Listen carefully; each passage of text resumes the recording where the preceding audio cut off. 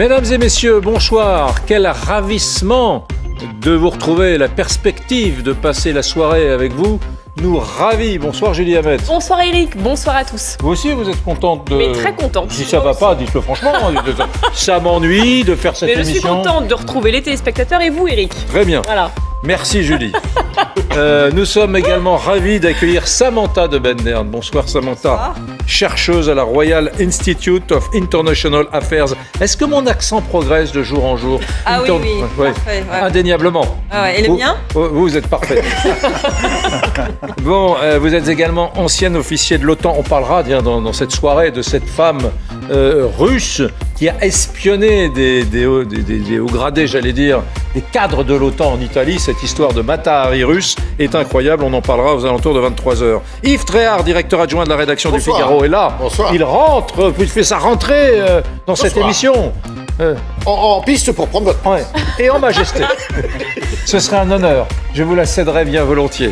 Quoique non, je me battrai un peu quand même. Renaud Pila est là, éditorialiste politique à LCI. Bonsoir Renaud. Bonsoir. Nous sommes également en compagnie d'Ala Poedi. Bonsoir Ala. Franco-ukrainienne, consultante en développement international. Merci d'être avec nous. Nous sommes également avec Sergueï Girnov. Bonsoir Sergueï.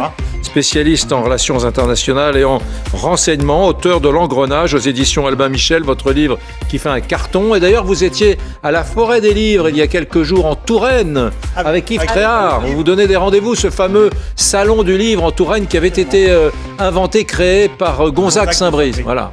Et il paraît qu'il n'y avait pas assez de livres à signer. Moi j'ai tout vendu. On m'a réclamé encore, mais c'est peut-être pas parce que j'étais aussi avec. Vous allez faire des jaloux. Ça fait un carton. Vous allez faire des jaloux. Et vous connaissez Hugo Frey?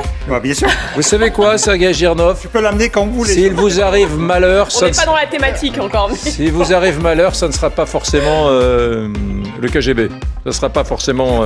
Vous faites des jaloux avec vos succès littéraires. Un autre qui fait des jaloux, mais c'est sa beauté qui suscite cette.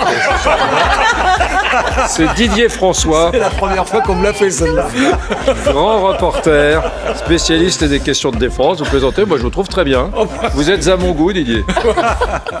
On en parlera tout à l'heure. Qu'est-ce qu'on fait? On donne le menu? Et Ala? Mais Ala, je vous ai présenté, Ala. Mais oui. Je suis à l'ouest. Mais alors bon. C'est le sommaire. C'est tout bon là. Ala est là. Ala est dans la place. Tout de suite, le sommaire de la soirée que nous allons forcément passer ensemble. Les autorités locales l'affirment, les forces ukrainiennes ont bien lancé leur contre-offensive à Kherson. Moscou, ce soir, de son côté, dit avoir repoussé ces tentatives d'offensive. Qui croire? On en parle dans un instant. La mission d'inspection de l'AIEA est en route, Eric, c'est ce qu'annonce son patron. Mais beaucoup d'incertitudes sur la sécurisation de cette mission et de la zone.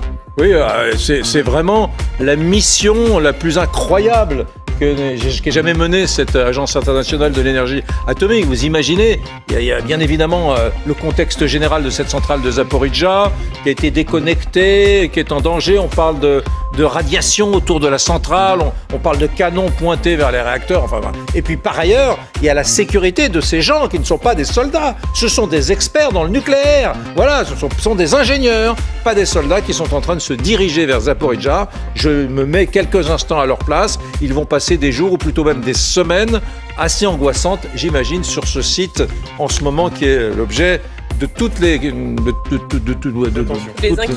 inquiétudes, les 14 experts, on les voilà en photo. Et puis, autre question, Sergueï Shoigu a-t-il été écarté des opérations militaires sur le terrain? Le ministre de la Défense russe aurait perdu son leadership. Il serait court-circuité par les responsables des opérations.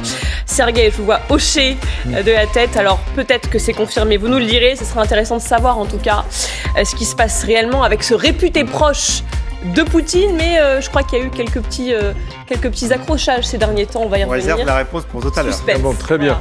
Allez, on se retrouve dans un instant avec Volodymyr Zelensky, qui s'est adressé à qui? Au patron français, au MEDEF. Vous l'écouterez dans quelques instants. À tout de suite.